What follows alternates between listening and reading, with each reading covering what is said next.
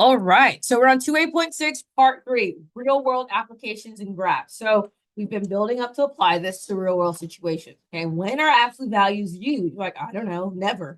And incorrect, guys, incorrect. So examples of absolute value in the real world. Temperature deviations, like how's the temperature changing? You may have this, you may have that. Error margins, we are willing to accept this if it is between this and that, right? Physics, spring. Okay, if I have a spring, it can coil up to this point, release up to this point, right? Distance, how far, how much are you traveling? Absolute value is actually utilized in the real world. So it's around you. When you're solving real world problems in general, not just for absolute value, these are the 4 steps that you should always go through and the things you should think about. First, you want to make sure you understand what you're doing. Okay. So, what do you know? Can you draw a picture? Can you create something from it? Like, what do you know from the situation? Make a plan. What strategies, techniques, formulas can you use to help yourself solve it? And then solve. Show your work and use correct units. Okay. So, show your work, use correct units, make it applicable to the problem, and then check your work. Does it make sense to the problem? All right. Does it fit what you just did? So we're going to start here. We have an athlete runs 8 miles from their house to the store on a path. The athlete then runs to a point in miles from their house on the same path. The athlete decides to finish the run by returning to the store. The athlete ran a total distance of 16 miles. Formulate an absolute value equation to represent the situation, then solve the equation. Okay. That's a lot of movement right there, right? Okay. So we read it. Now we're going to pull apart what we understand. Okay. So that understanding is like, can I create a picture or something from this to help me understand? Yes, I'm going to need a picture. I'm a visual learner. Okay. So it says, first thing, he runs 8 miles from his house to the store. So I'm going to start with a picture. Here's my house, home. And I'm going to run 8 miles to the store. So I ran 8 miles from home to store. Does that make sense? Okay. Next thing it says, then the athlete runs a point in miles from his home. So a point that is in miles from my house. So I didn't say it went back home, but the distance isn't measured from the store. The distance is measured from my house. Does that make sense? So from my house, I went past the store to some unknown spot. And they call that M.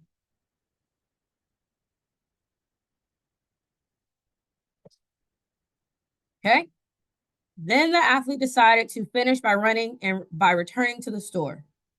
So then I said, okay, going back to the store, probably to go get some water. So I'm going to return to the store. So I went back this way. Altogether, he ran 16 miles. So my whole journey is equal to 16. So this whole thing and back and forth is 16 miles. All right. Drew my picture based on what I know. After we do that, we then are going to make our plan. So our plan is, we know that this is some type of addition problem. Do we agree with that? So this is some type of addition problem. So I'm adding up my journey. So we know that 16 equals, well, we know that it equals the first, we know how far he went, correct? So initially he went only 8 miles. So my first is 8 miles. Plus, now this piece is a little tricky. I went here and then back, but I don't know that measurement. If I know that the entire thing is M and I've ran 8, what would these pieces have to be? Logically, but what would they have to be? I mean, eventually, yes. But if I didn't know anything, these would have to be M minus 8. Does that make sense? Because it's the whole M and I know what 8 of it is. And this also has to be M minus 8. Because I ran the entire M, but I only know 8 of what I ran. So I ran once to the unknown location. And because this is distance, it's absolute value. It's going to remain being positive. And then I ran back to the store. And again, it's distant, so it's going to remain positive. So this is my absolute value equation. It's not simplified, but it is my absolute value equation. So we have 16 equals. I have plus, how many absolute values of m minus 8 do I have? 2. So this is my equation.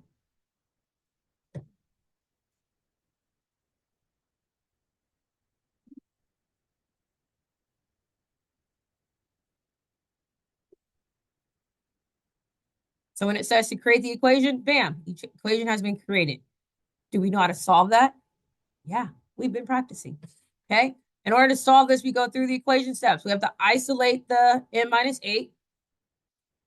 Excuse me. So we isolate it. In order to isolate in this case, we're going to have to subtract 8. We subtract 8 from both sides. And we're left with 8 equals 2 absolute value of m minus 8.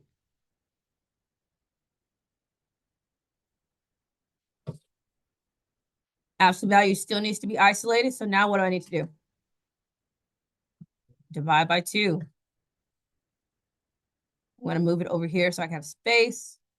So now we're down to 4 equals the absolute value of m minus 8.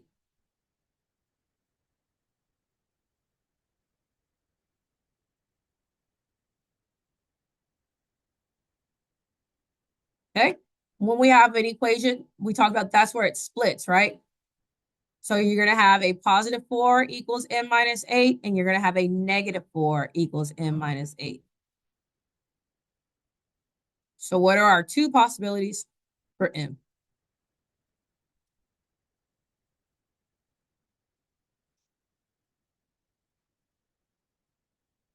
You have to add 8. What's 4 plus 8?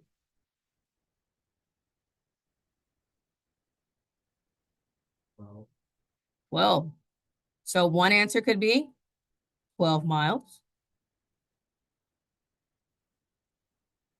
And the other one could be 4.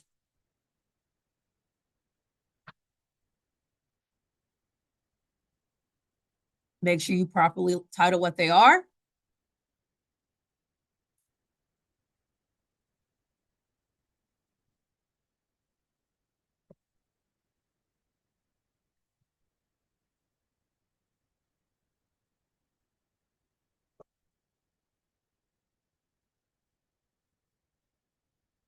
So those are your two options of what and how much he could have ran.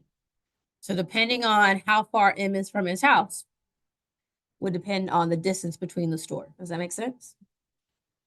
So that's why there is not just one option, but 2.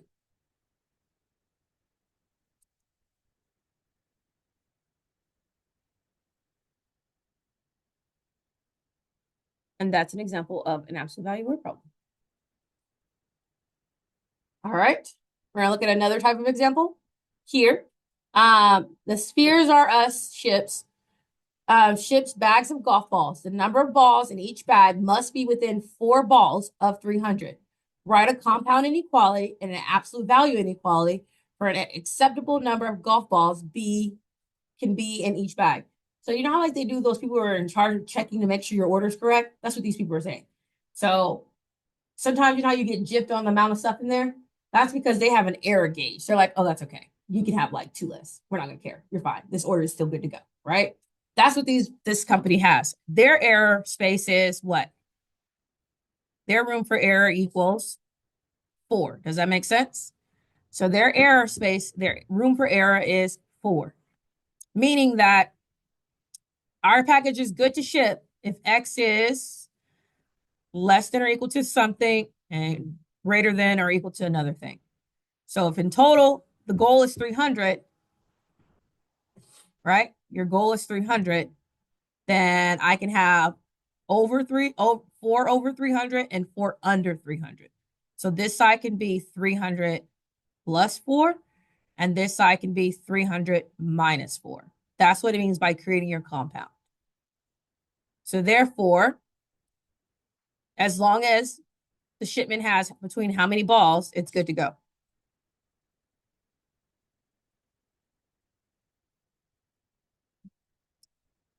300 minus 4. 296. 300 plus 4.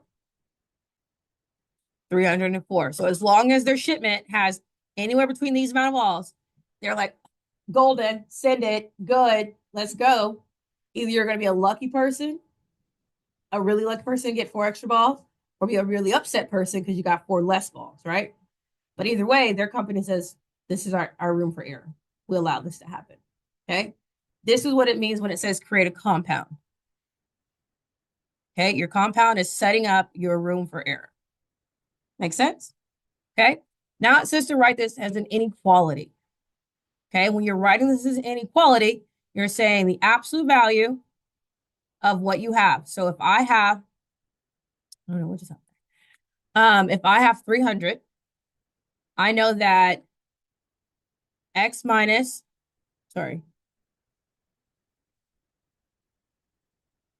x minus 300. And if I create a compound, is that a less than or a greater than situation?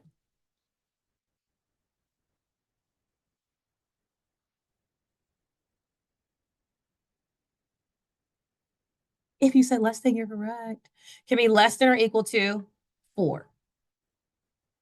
Because isn't this what happens when I split this up? It becomes this. So it's us just going backwards. So they're giving us our compound and they're saying, okay, what absolute value would create this compound?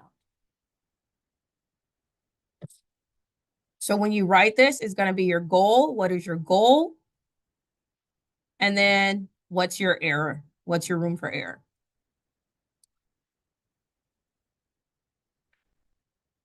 And we know that it has to be a less than because it's compound, right? It's that joint.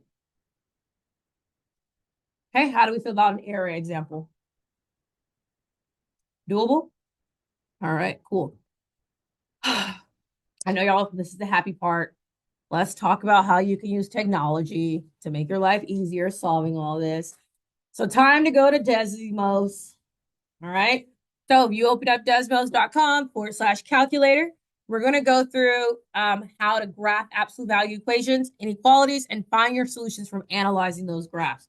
When you're graphing equations, you're looking for your points of intersection. When you're graphing inequalities, we're looking for the vertex and the equation of the lines, meaning your mx plus b, your slope and your y-intercept. Okay. All right. Are you ready?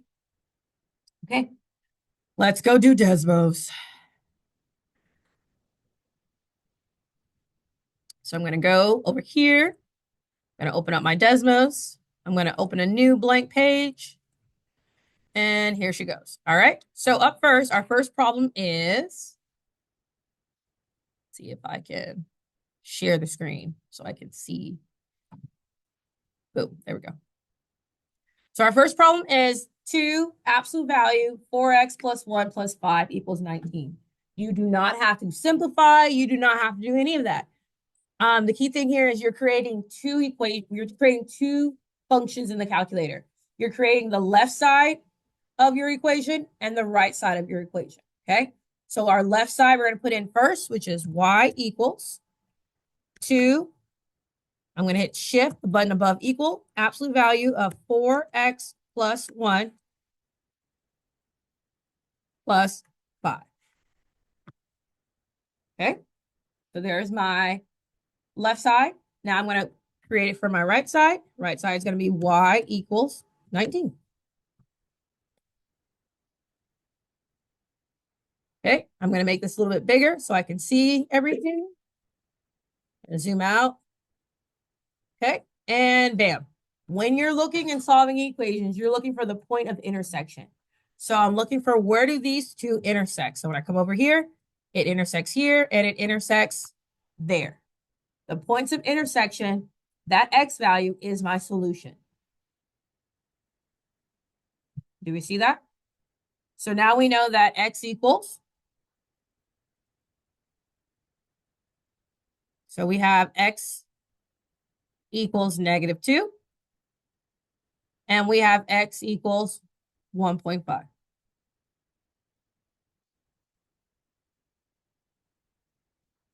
Okay, so again, when you're solving, you're going to create two equations, the right side, your left side equation and your right side. And then we look where they intersect.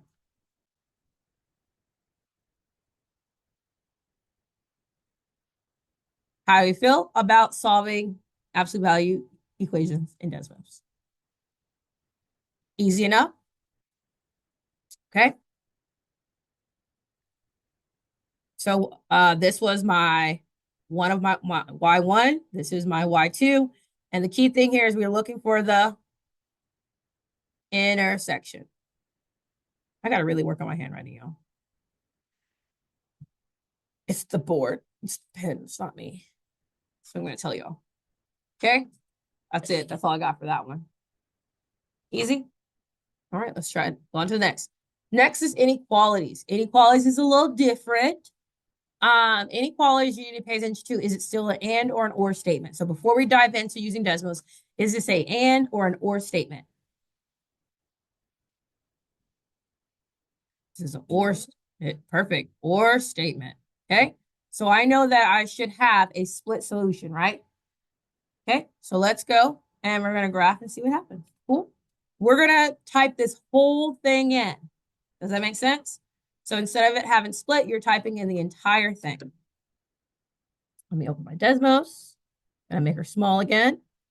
So I'm typing in absolute value of 2x plus 5. And I'm going to get my symbols. To get the symbols, I'm going to come down here. Is greater than or equal to 15. And look what it does. It creates it for me. Now I'm going to have to zoom out a little bit, but it shows me where my split is. So my split happens at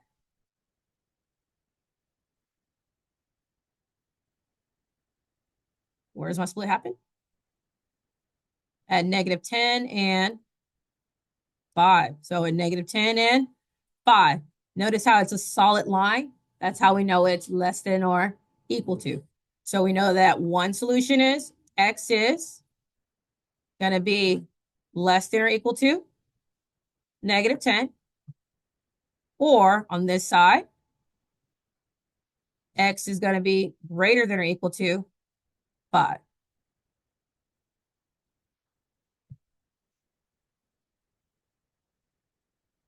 And it makes sense that it's a or statement. Ta-da! So boring. So boring. Okay. All right, questions. Feel good? All right. All right. So again, what do we do when we see problems like this? We have to input the whole thing. Okay. This is the entire input. Input together.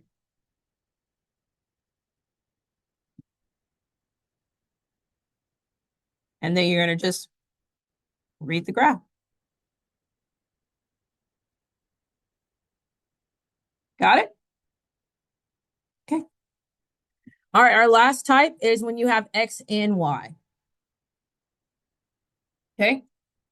So when you have absolute value with X and Y, this is where you have to graph them separately. Okay. So you're going to graph them separately. This will be your first Y. And this will be your, no, in Desmos, you do not have to graph them separately. I lied to you. We're using Desmos. In Desmos, you're just going to put the entire thing in. Okay.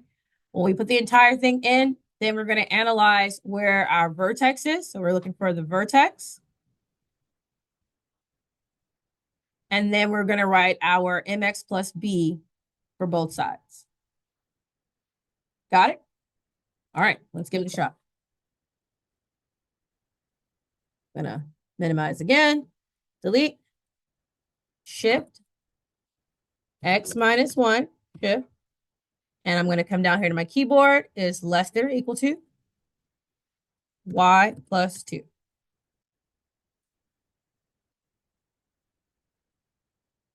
All right. So it creates the graph for me. Key thing I need is the vertex. So the first thing I have is the vertex. And my vertex is that 1, -2, right? The reason why we need our vertex is because that's when our graph splits. So our vertex is at 1, -2. Because it splits, that means that our solution is 2 solutions. It's split at the vertex, okay? We need to know our slope and y-intercept. This one's going to be easy to find because it's already graphed for us, right? Does that make sense? However, this one, do I easily see its y-intercept? No, I have to figure out where is this going to eventually end up at, okay? So let's do the left side first because it's easier. Why not do easy? All right, so on the left side, what is your slope? Well, we go up. On the left side, my slope would be what? I went from 1. This goes to -1. So we go up 1, right? And then we go over 1. I mean, up 2, and we go over 1, right? To the left. So our slope is up 2, 1 left, makes it -2, right? We agree? Slope is -2. Our y-intercept, what's our y-intercept? No, it looks like it's going over 2, but it doesn't. Look at your x's and y's. Oh, duh, you're right. I'm tripping. It is negative. Yeah, your teacher's crazy. -1 is correct. Ignore whatever I just said. It went up 2 and left 2. Okay. Yes, thank you. So our slope is -1. So for this one, we have a -1. I'm gonna write the 1, but normally do you have to? No, but just so you can see the slope is -1. And then where's our y-intercept? So also at -1. And this is for at our vertex when x is greater than or equal to 1.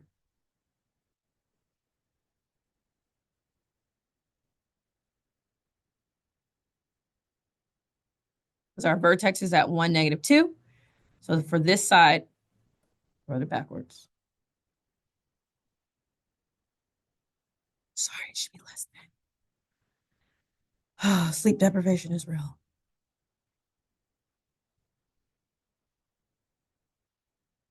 Okay, now we're going to do the right side. So the right side, its slope is going to be a +1. We know that much.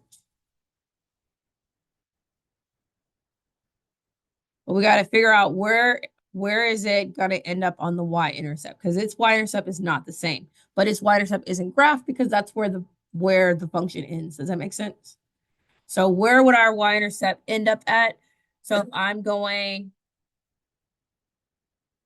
down 1, well, down 1 over 1, down 1 over 1, and that ends up where? At -3. Do we see that? So if I kept going down 1 over 1, down 1 over 1, it's going to end up at right here at -3. So my slope is positive, and my y-intercept is -3, and this is when the x is greater than or equal to 1.